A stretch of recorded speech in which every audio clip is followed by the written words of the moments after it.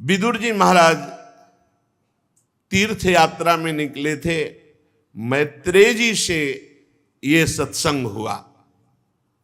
विदुर जी ने मैत्रेय जी से कहा, हे महायोगिन, आपकी हमारे ऊपर बड़ी करुणा हुई। आपके द्वारा सत्संग सुनकर आज मैं अज्ञान अंधकार से पार, जहां अकिंचनों के सर्वस्व भगवान श्री हरि विराजते हैं, वहां मेरी स्थिति हो गई है। श्री सुखदेव जी कहते हैं, परीक्षित, विदुर जी ने मैत्रेय जी को साष्टांग प्रणाम किया और आज्ञा ली और वहां से शांत चित्त भगवत स्मरण करते हुए हस्तिनापुर की तरफ चले गए। राजन, जो पुरुष भगवान के शरणागत भक्तों का, राजऋषियों का ये पावन चरित्र सुनेगा, वो अकाल मृत्यु को कभी प्राप्त नहीं होगा, दीर्घायु होगा और भगवान श्री हरि के चरणों में उसकी भक्ति होगी और वो भगवत प्राप्त हो जाएगा। राजा परीक्षित ने पूछा, मुने, आपने कहा कि महाराज मनु के बड़े पुत्र प्रिव्रत ये आत्माराम थे। जो आत्माराम है उससे गृहस्थी में प्रीति कैसे हो सकती है? आत्माराम तो जीवन मुक्त महापुरुष होता है। और आपने बताया कि प्रिव्रत आत्माराम थे, फिर वो गृहस्थी में कैसे प्रीति किए? क्योंकि गृहस्थी में कोई बिरला ही ऐसा होता है जो गृहस्थ की फांसी में ना फंस करके भगवत स्मरण करते हुए गृहस्थी को चलावे। नहीं, बहुत कठिन है। वो मैं मेरे तय तेरे की मोह ममता की ऐसी फांसी में फंस जाता है कि वो स्वरूप विस्मृत जीवन काटता है। वो आप कहते हैं प्रिव्रत आत्माराम महापुरुष थे। गृहस्थी में इतने गृह कारज नाना जंजाला, ते अति दुर्गम शैल विशाला, मानो पहाड़ के पहाड़ हैं, इतना चिंतन फंसा रहता है। वो कैसे भजन करेगा, वो कैसे आत्म चिंतन करेगा? और आप कहते हैं प्रिव्रत महाराज आत्माराम पुरुष थे, तो गृहस्थी में वो कैसे आसक्त हुए? निश्चय जब कोई निसंग आत्माराम पुरुष गृहस्थ में, तो उससे बड़ी शिक्षा मिलती है। इसलिए मैं आत्माराम पुरुष प्रिव्रत महाराज का गृहस्थी में प्रवेश ये सुनना चाहता हूं।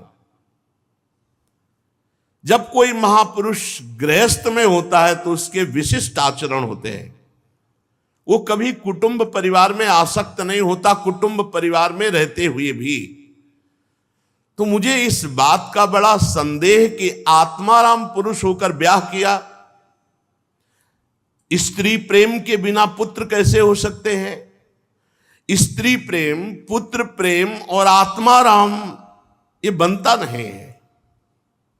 मैं ये रहस्य सुनना चाहता हूं कि गृहस्थी में रह के वो आत्माराम पुरुष कैसे हुए, या आत्माराम पुरुष होकर गृहस्थ में कैसे आसक्त हुए?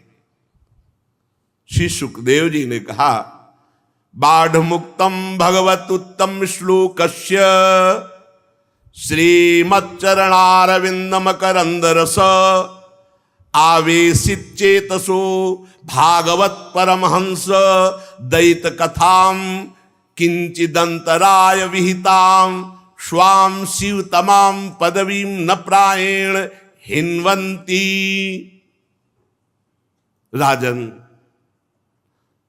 तुम्हारा कथन ठीक है, परंतु जिनका चित्त पवित्र कीर्ति भगवान श्री हरि के परम मधुर स्मरण में डूबा हुआ है, उसे कोई भी गृहस्थी, कोई भी भोग सामग्री, कोई भी प्रपंच रुकावट नहीं डाल सकता। ध्यान दीजिए, जिनका चित्त पवित्र कीर्ति भगवान श्री हरि के मधुर स्मरण में डूबा हुआ है, कोई भी सांसारिक विघ्न, गृहस्थी, प्रपंच, भोग सामग्री उनके मार्ग में कभी बाधा नहीं पहुंचा सकती जहां निरंतर चिंतन है। राधा राधा राधा राधा वल्लभ श्री हरिवंश, निरंतर चिंतन है तो कोई भी बाधा नहीं। राधा वल्लभ भजत भज भली भली सब होए, जिते विनायक शुभ अशुभ विघ्न करे नहीं कोय, विघ्न करे नहीं कोय, डरे कलिकाल कष्ट भय, हरे सकल संताप हरस हरि नाम जपत जय। जिते विनायक शुभ अशुभ, ये जितने अशुभ विनायक हैं या शुभ विनायक हैं, कोई भी बाधा नहीं पहुंचा सकता। कलिकाल डरता है उससे जिसके हृदय में निरंतर नाम जप चलता है, कोई प्रपंच उसे बाधा नहीं पहुंचा सकता। जिनका चित्त पवित्र कीर्ति भगवान श्री हरि के सुमिरन में हर समय, तो ये गृहस्थी प्रपंच भोग कोई भी बाधा नहीं पहुंचा सकते। भगवत भक्त परमहंसों के प्रिय श्री कृष्णचंद्र जी उसके समस्त बाधाओं को बाहर अंतर दोनों जगह नष्ट करते रहते हैं। किनकी? जो भगवान की स्मरण में मगन है, भगवान की स्मृति में वो डूबे हैं। तो योगक्षेमम वहाम्यहम, अप्राप्ति की प्राप्ति कराना योग और प्राप्ति की रक्षा कराना क्षेम, ये दोनों कार्य भगवान श्री कृष्ण करते हैं।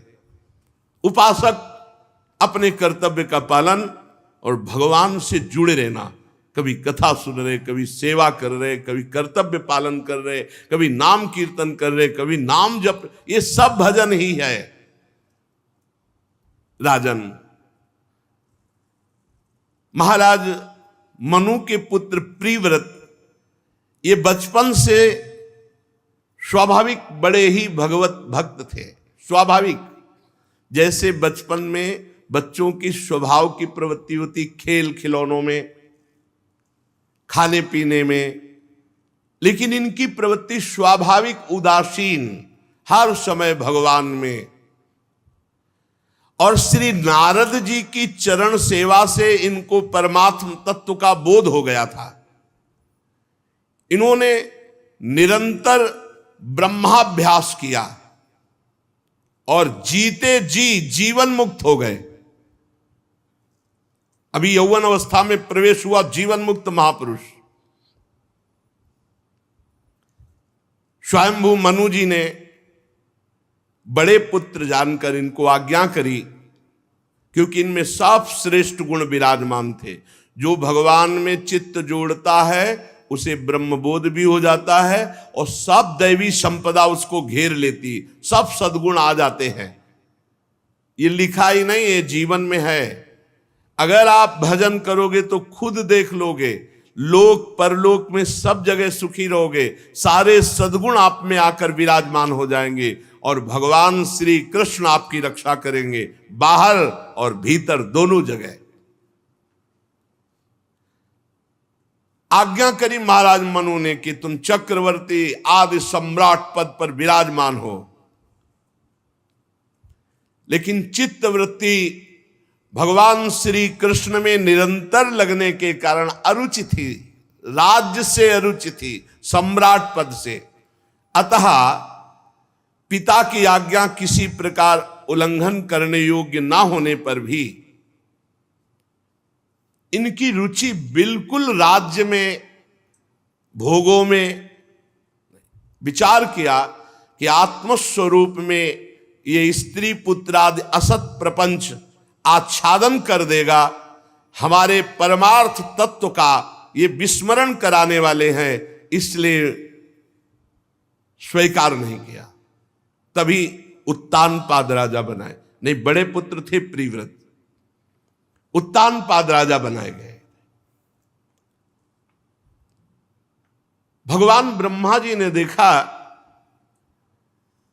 कि ये तो महाराज मनु की आज्ञा का उल्लंघन करके अपने आत्मस्वरूप में स्थित है, तो ब्रह्मा जी की बुद्धि सदैव प्रपंच विस्तार में लगी रहती है, क्योंकि उनको आज्ञा है भगवान की। इसलिए वो किसी भी जीव को जहां तक उपाय होगा उसे प्रपंच में ही लगाने की चेष्टा करते हैं। प्रीव्रत की जब ऐसी उत्तम वृत्ति देखी, निरंतर भगवान में स्थिति,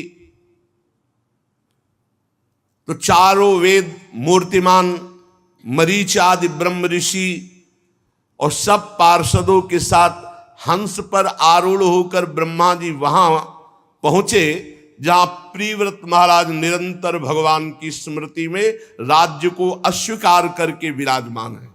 कैसा सुख है भगवान की स्मृति में कि आदि सम्राट पद चक्रवर्ती उसको छोड़ करके भजन में, और यहां भजन करते हुए चंद रुपए, चंद भोग, चंद पद प्रतिष्ठा के लिए भजन छोड़ देते हैं।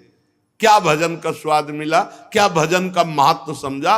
भजन चक्रवर्ती सम्राट आदि सम्राट पद उसको भी त्याग दे। ब्रह्मा जी वहां पहुंचे। आकाश मार्ग से ब्रह्मा जी जा रहे हैं, ये देखकर देवराज इंद्र आदि सब ब्रह्मा जी का पूजन, प्रधान प्रधान देवता, सिद्ध गंधर्व साध्य चारण मुनिजन सब ब्रह्मा जी का स्तवन, क्योंकि ब्रह्मा जी सृष्टि के सबसे बड़े पद पे विराजमान, परमेष्ठी पद पे। जगह जगह ब्रह्मा जी का सम्मान हुआ। अब वो प्रीव्रत के पास पहुंचे और प्रीव्रत उस समय नारद जी के साथ, अपने गुरुदेव नारद जी के साथ आत्मविद्या का ही मनन कर रहे थे। ब्रह्मा जी जेवी पहुंचे, उनके वाहन को देखकर देवर्षि नारद जी खड़े हो गए। हमारे पिता ब्रह्मा जी पधारे। स्वयंभू, मनु, प्रीव्रत सब ब्रह्मा जी का सम्मान किया, अर्घ बंदन आदि। नारद जी ने अनेक प्रकार से ब्रह्मा जी का स्तवन पूजन किया। ब्रह्मा जी ने प्रीव्रत पर दृष्टि डाली और कहा, बेटा वैसे तुम सत्य सिद्धांत में लगे हो, पर मेरी बात सुनो। अप्रमेय श्री हरि के प्रति किसी को दोष दृष्टि कभी नहीं करनी चाहिए। हम ये तुम्हें नहीं सिखाने आए कि तुम हरि भजन ना करो। पहले ब्रह्मा जी बहुत सावधानी से बोले कि अप्रमेय भगवान श्री हरि के प्रति किसी को दोष दृष्टि नहीं करनी।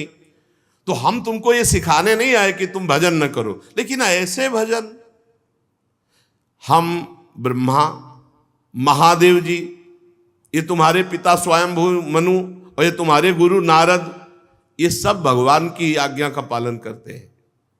देखो, भगवान के विधान को कोई भी देहधारी तपस्या के द्वारा नहीं टाल सकता, विद्या के द्वारा नहीं टाल सकता, योग बल के द्वारा नहीं टाल सकता, बुद्धि बल के द्वारा नहीं, अर्थ के बल से, धर्म के बल से, स्वयं के बल से या किसी की सहायता के बल से कभी टाल नहीं सकता। हरि के विधान को कोई भी देहधारी तपस्या, विद्या, योग बल, बुद्धि बल, रुपया का बल, धर्म का बल, स्वयं का बल या दूसरों की सहायता का बल, इससे भगवान के विधान को नहीं टाल सकता। प्रिय पुत्र, भगवान श्री हरि के दिए हुए शरीर को जन्म, मरण, शोक, मोह, भय, दुख और सुख, ये भोग निश्चित किए गए हैं। ध्यान दीजिए, सब शरीरधारी को जन्म होगा तो मरण होगा, और बीच का जो जीवन है वो शोक, मोह, भय, सुख, दुख, इसी के ये भोगना पड़ता है। जैसे रस्सी के नाथ से नथा हुआ पशु मनुष्य का बोझा ढोता है, ऐसे वेदवाणी रूपी बड़ी रस्सी से नथा हुआ, बंधा हुआ जीव कर्मानुसार ऐसे जकड़ा हुआ संसार का बोझा ढो रहा है। तभी जब ज्ञान का प्रादुर्भाव होता है तो निस्त्रैगुण्य भवा अर्जुन, और जब प्रेम का प्रादुर्भाव होता है तो वेदान्नपि संन्यस्ति स केवलम मवच्छिन्न अनुरागम लभते, दोनों में वेदातीत स्थिति आ जाती है। प्रभु कर्म के अनुसार जीव को योनि देते हैं और उसी के कर्म के अनुसार उसकी भोग व्यवस्था करते हैं। अब वो अपनी नवीन इच्छाओं के जाल बुन करके फिर नवीन कर्म करके फंस जाता है। जैसे कोई आंख वाला पुरुष कुएं में नहीं गिरेगा, ऐसे कोई विवेकवान पुरुष भोगों में नहीं फंसेगा। देखो भाई, मुक्त पुरुष भी प्रारब्ध का भोग भोगना ही पड़ता है। बड़े बड़े संतों को, मुक्त पुरुषों को भी भगवान की इच्छा के अनुसार शरीर को जैसे कर्मों के अनुसार विधान किया गया वैसे भोगना पड़ता है, वैसे रहना पड़ता है। बड़े बड़े सिद्धों को भी, जीवन मुक्तों को भी भोगना पड़ता है। तो बोले भजन का फल क्या हुआ फिर, अगर ये भोग भोगने पड़े? तो शरीर निर्माण के समय ये भोग रख दिए गए थे। अब तुम भजन कर रहे हो, ये तुम्हारी नई फसल है। अब तुम्हें आगे जो परमानंद प्रदान करेगा वो ये दुख सुख से परे है। वो ये दुख सुख से, हर्ष शोक से परे भगवदानंद है। इसलिए महापुरुष जन प्रारब्ध को भोग लेते हैं और शरीर छोड़कर परमानंद को प्राप्त होते हैं। देखो, ये जितने दुख सुख हैं सब स्वप्न में हैं। जैसे स्वप्न में हम दुख सुख देख रहे हो, जगह तो उनका कोई महत्व नहीं, ऐसे प्रेम या ज्ञान होने पर इस जगत का कोई महत्व नहीं रहता, नहीं रहता। ये जो बहुत आसक्त पूरे जीवन लगे, सब स्वाप्निक है, पक्का स्वाप्निक है। अगर इसे भगवान से युक्त कर दो तो यही तुम्हारी भगवत प्राप्ति का हेतु बन जाएगा, और भगवान से विमुख व्यतीत किया तो यही तुम्हारी दुर्गति का कारण बन जाएगा।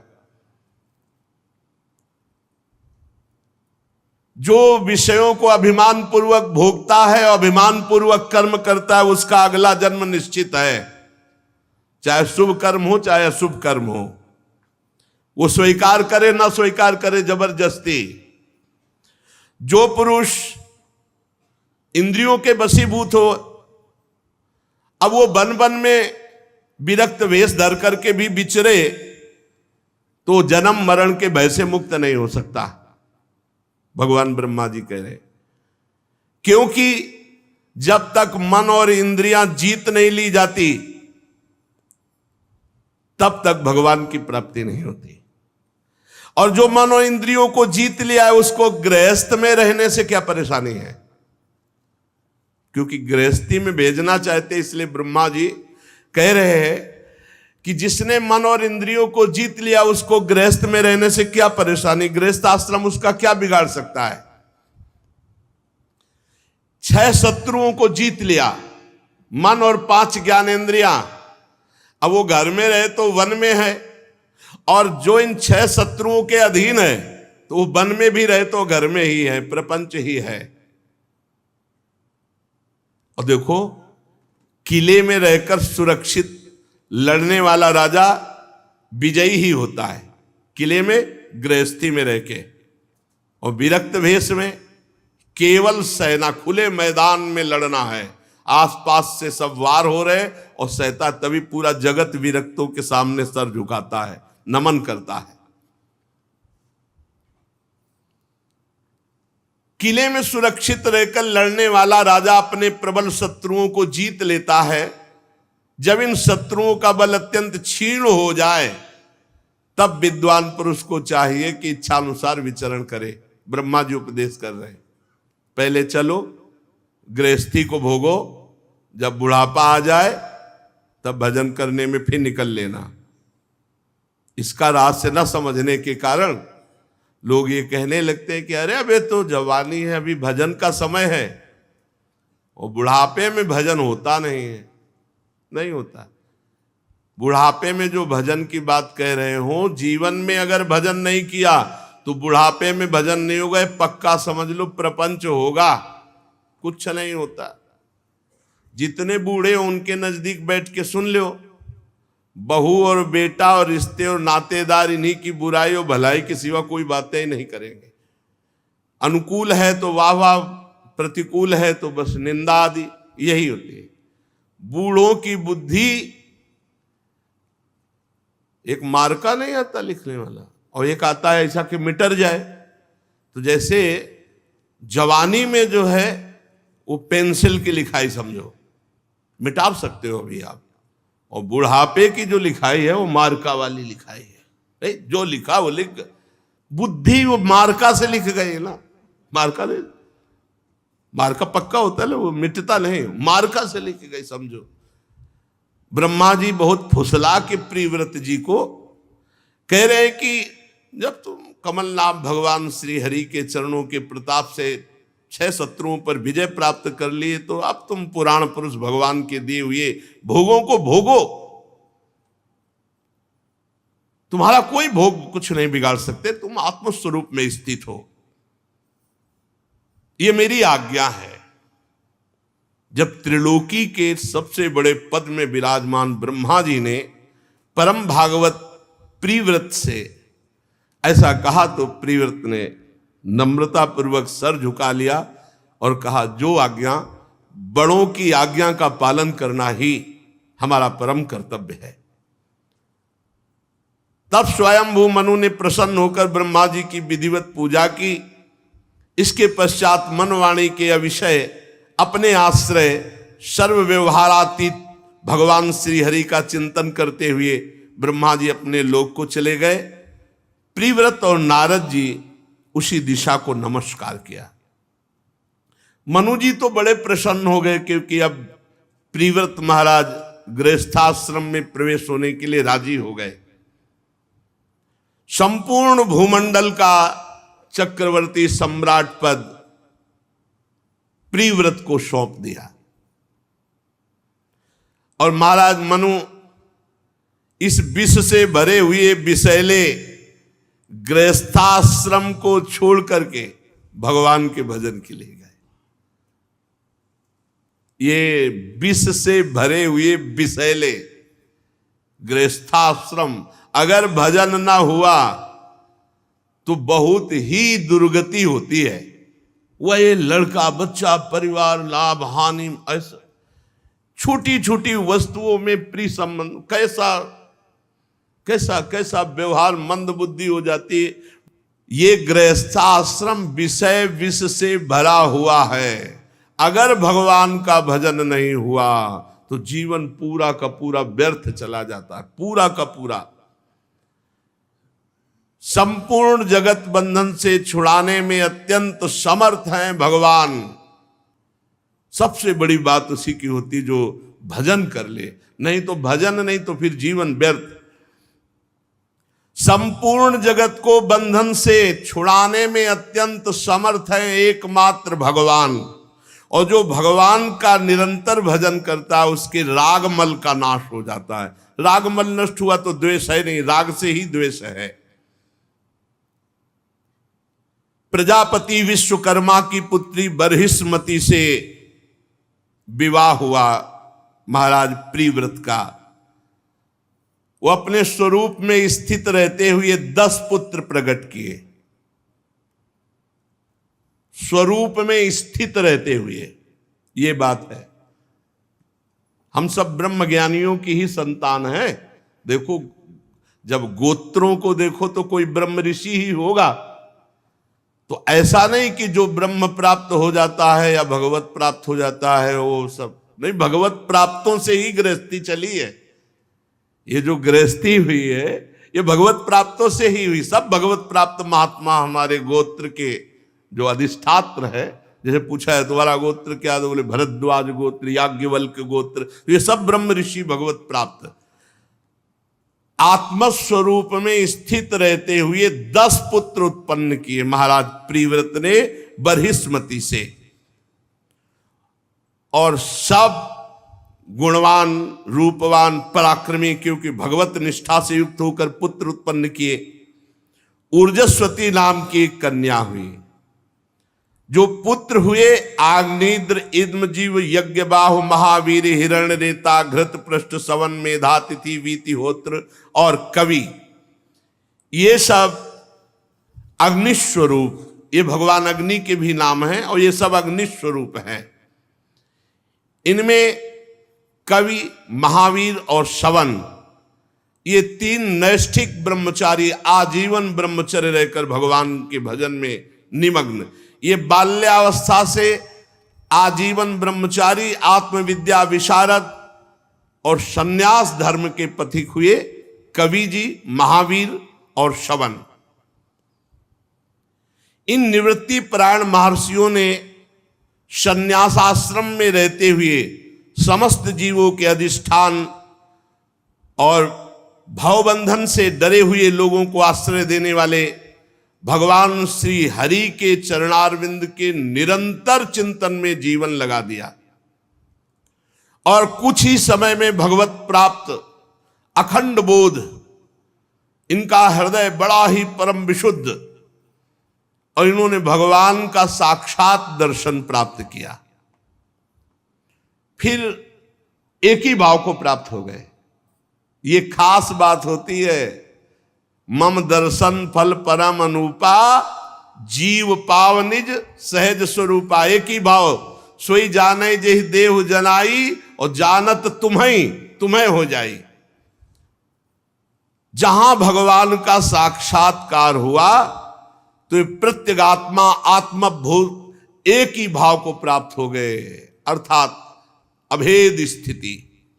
महाराज, प्रिव्रत की दूसरी भार्या से उत्तम, तामस, रैवत, ये तीन पुत्र हुए जो ये अपने मनवंतरों के अधिपति हुए।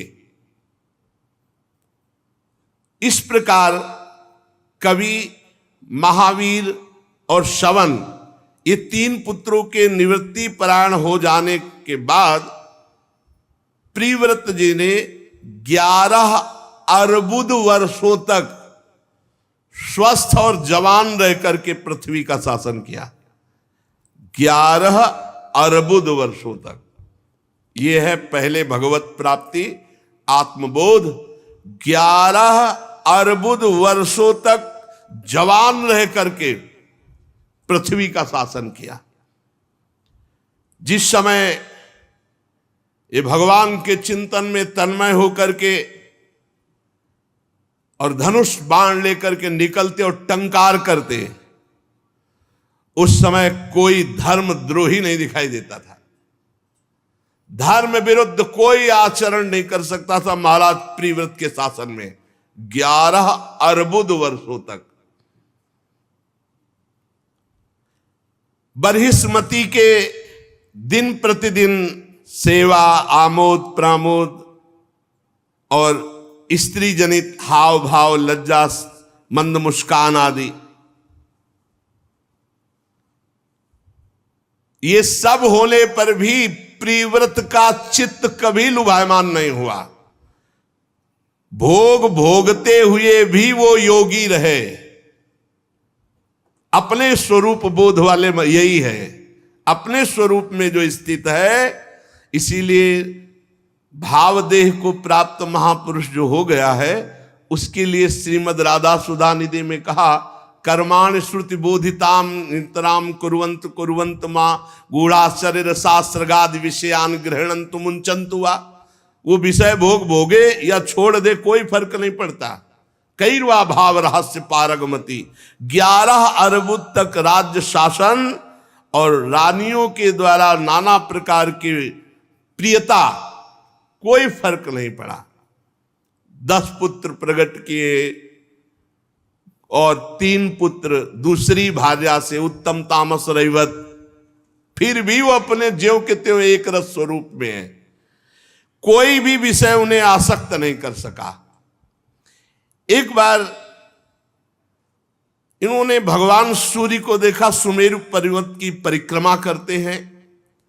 लोकालोक पर्यंत पृथ्वी के जितने भागों में ये प्रकाश करते हैं, उतने ही भाग में अंधकार पीछे होता है सुमेरु पर्वत के कारण। इन्हें पसंद नहीं आया। स्वयं सूर्य के समान वेगवान एक ज्योतिर्मय रथ पर चढ़कर द्वितीय सूर्य की भांति उनके पीछे पीछे पृथ्वी की 7 परिक्रमाएं कर डाली। भगवान की उपासना से इनका अलौकिक प्रभाव बढ़ गया था। तो जो रथ चला उससे 7 समुद्र और 7 द्वीप हो गए। 7 समुद्र और 7 द्वीप हो गए। उनके नाम जम्बूद्वीप, प्लक्षद्वीप, शाल्मली द्वीप, कुशद्वीप, क्रौंच द्वीप, शाकद्वीप और पुष्कर द्वीप। एक एक आगे आगे द्वीप के परिणाम का दूना है। जैसे जम्बू द्वीप से दूना प्लक्षद्वीप, प्लक्षद्वीप से दूना शाल्मली द्वीप। ऐसे इस समुद्र के बाहरी भाग में पृथ्वी के चारों ओर फैले हुए हैं और 7 समुद्र अलग अलग पदार्थ के समुद्र बनाए महाराज प्रियव्रत ने। ये जो जम्बू द्वीप है खारे जल का है। यहां जितने समुद्र हैं खारा जल मिलेगा। प्लक्षद्वीप ईख के रस का, गन्ने के रस का है। वहां गन्ना पेरने की जरूरत नहीं। समुद्र का जो पानी है वो कैसे, गन्ने के जल का। प्लक्षद्वीप में, शाल्मली द्वीप में मदिरा वारुणी और कुशद्वीप इसमें घी के समुद्र है। पर वो अपनी पहुंच नहीं, वहां सिद्धों की पहुंच है। जम्बू द्वीप भर में अपने खारे पानी की जहां तक वहां तक पहुंच है। क्रौंच द्वीप दूध, क्षीर सागर। और फिर शाकद्वीप मट्ठे का, मठा। और फिर पुष्कर द्वीप मीठा जल। ये 7 द्वीप हैं। जम्बू द्वीप खारे जल, ईख के रस का, मदिरा, घी, दूध, मट्ठे, मीठे जल वाले। भगवान की सृष्टि ये पैदा किया महाराज प्रियव्रत ने। 7 द्वीप और 7 समुद्र अपने तपोबल से।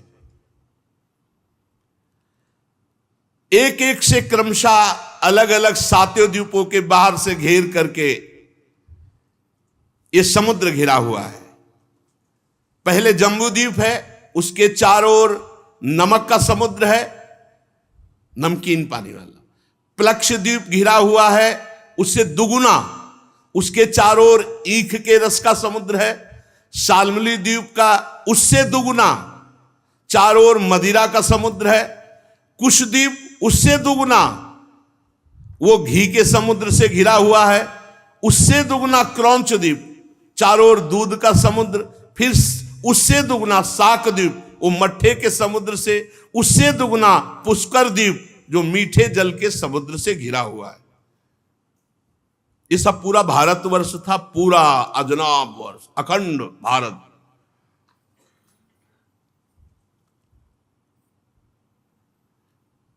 बरहिष्मति पति महाराज प्रियव्रत ने अपने अनुगत पुत्र आग्नेद्र, इद्मजीव, यज्ञ बाव, हिरण रेता, घृत पृष्ठ, मेधातिथि, वीत्रहोत्र को क्रमशः 3 तो बाल ब्रह्मचारी सन्यासी हो गए थे, 10 में 7 बचे, तो 7 को एक एक द्वीप का राजा बना दिया।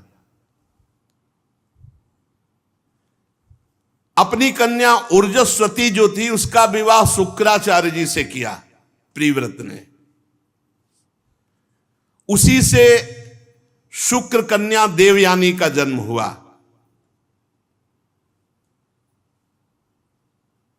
परम पवित्र शुक्राचार्य की पुत्री देवयानी,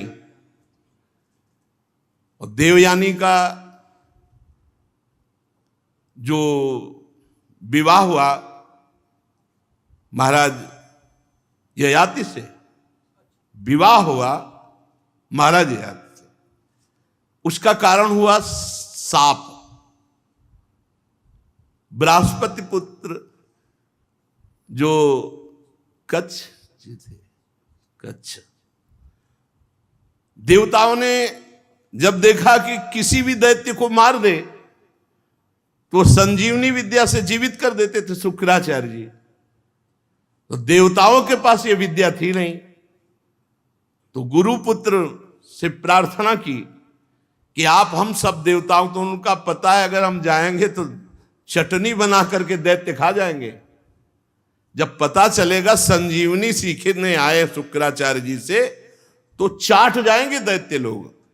तो उनका हम सबके लिए आप हमारे गुरुपुत्र हैं, आप ऐसा कीजिए। तो उन्होंने अपने प्राणों की बाजी लगा करके गुप्त रूप से अवसर निकाला और शुक्राचार्य जी के पास गए और चरणों में प्रणाम किया और कहा, महाराज मैं आपको गुरु रूप से वरण करता हूं, आप हमें विद्या प्रदान करें, उनका परिचय दीजिए। बताया बृहस्पति पुत्र, तो उनका अधिकारी हो आप, भगवान बृहस्पति के पुत्र हो, और ये विद्या देवताओं के जीवन दान के लिए तुम लेने आए हो, तो अधिकारी होने के कारण हम दे तो देंगे, लेकिन जिस दिन दैत्यों को पता चलेगा उस दिन तुम्हें मार डालेंगे। तो उनका, भगवान अब हम आपकी शरण में हैं और आपसे विद्या लेने आए हैं और विद्या लेके ही जाएंगे, आप हमें केवल स्वीकृति दे। तो उनका, ठीक है, पर हमारी लाडली पुत्री देवयानी है,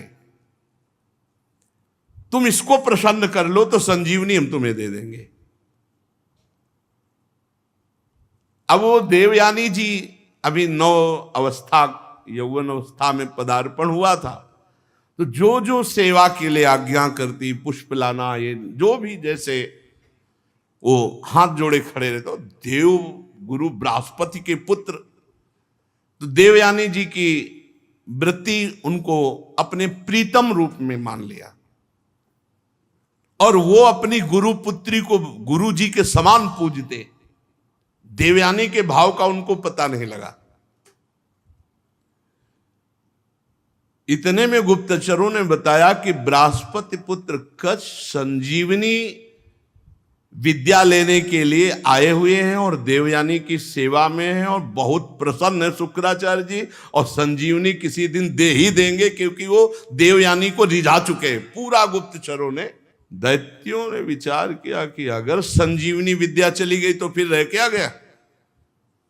तो उन्होंने कहा कि अब कच्छ किसी सेवा से बाहर निकले बस मार डाला जाए। तो जैसे देवयानी जी प्रातःकालीन भगवत पूजा सेवा के लिए पुष्प पल्लव आदि, तो निकले किसी कार्य हेतु, दैत्य लगे हुए थे, काट के फेंक दिया। जब विलंब हुआ तो देवयानी जी ने शुक्राचार्य जी से कहा कि उनको तो काट के फेंक दिया गया। शुक्राचार्य जी ने ध्यान में देखा और कहा, अब तुम उनकी चिंता न करो, छोड़ो। अब देवयानी जी ने कहा, मैं उनके बिना नहीं जी सकती, आप जरूर कच्छ को जीवित कीजिए। तो जे ही संजीवनी विद्या को उच्चारण किया तो जो इधर उधर मांस के टुकड़े सब पशु पक्षी भी खा गए थे, सबके पेट फटे और एकत्रित हुए, हाथ जोड़कर खड़े हो गए कच्छ। ये संजीवनी विद्या का चमत्कार। फिर दैत्यों को सूचना लगी कि कच्छ को तो संजीवनी विद्या से जीवित कर दिया। बोले इस बार हम ऐसा करेंगे, कच्छ किसी सेवा के लिए बाहर निकले तो मार दिया। फिर भूंज दिया, फिर भूंज के जो गुरु जी का पेय पदार्थ था, उस पेय पदार्थ में राख मिला दी कच्छ की, और गुरु जी अपने मस्ती में पी गए। अब इसके बाद देवयानी ने कहा कि बहुत समय हो गया, कच्छ नहीं आए। तो शुक्राचार्य जी ने ध्यान में देखा कि उन्होंने कहा अब कच्छ नहीं आएंगे। बोले क्यों? बोले कच्छ को तो ऐसे ऐसे करके हमको पिला दिया गया, वो हमारे पेट में, हम संजीवनी तो पेट फाड़ के निकल पड़ेगा, हम मर जाएंगे। देवयानी ने कहा हम तो नहीं रह सकती कच्छ के बिना, आपको कच्छ को जीवित करना होगा। तो उनका, फिर संजीवनी विद्या तुम सीखो, जब हमारा पेट फटे तो संजीवनी विद्या का प्रयोग कर देना, हम जीवित हो जाएंगे। पूरा विधान बनाया भाई बेटी के लिए। जे भी संजीवनी विद्या का उच्चारण किया, शुक्राचार्य जी का जैसे बम से नहीं पेट फट जाए, एकदम पूरा चिथड़ा उड़ जाए, चिथड़ा उड़ गए, फाड़ करके नस लात नाड़ियों से वो देवयानी जी ने संजीवनी विद्या का प्रयोग करके शुक्राचार्य जी को जीवित किया। शुक्राचार्य जी ने कहा जल्दी संजीवनी विद्या लो और जाओ यहां से, अब की बार तो हमको पिलाया गया, कहीं हमारी बेटी को न पिला दिया जाए, तो इसलिए जल्दी करो। अब उनको संजीवनी विद्या सांगोपांग सिखाई, सांगोपांग संजीवनी विद्या। और कहा तो उन्होंने कहा गुरुदेव, गुरु दक्षिणा देने का प्राविधान है, शिष्य का मंत्र तभी सफल होता है जब वो सम्यक रूप से गुरु को संतुष्ट कर दे। आप आज्ञा कीजिए, मैं आपको गुरु दक्षिणा में क्या प्रदान करूं। तो उनका हमारी बेटी को जो पसंद हो उसे दे दो। नजदीक गए और कहा गुरुदेव ने कहा है आपको जो पसंद हो आप बोले, मैं आपको लाकर क्या दे दूं। मैं देवगुरु बृहस्पति का पुत्र हूं और आपकी सेवा में रहा हूं, आप बोले। तो उनका मुझे तुम पसंद हो, मैं तुम्हें स्वीकार करती हूं, तुम केवल मुझे उनका नहीं, आज तक मैंने बहन और पूज्य से युक्त बुद्धि से देखा है, हमने कभी इस भाव से आपको नहीं देखा, इसलिए मैं कभी स्वीकार नहीं कर सकता। आप हमारी गुरु पुत्री हो, आप गुरु के समान पूज्य हो और मेरी बहन हो, मैं कभी ऐसा नहीं देख सकता।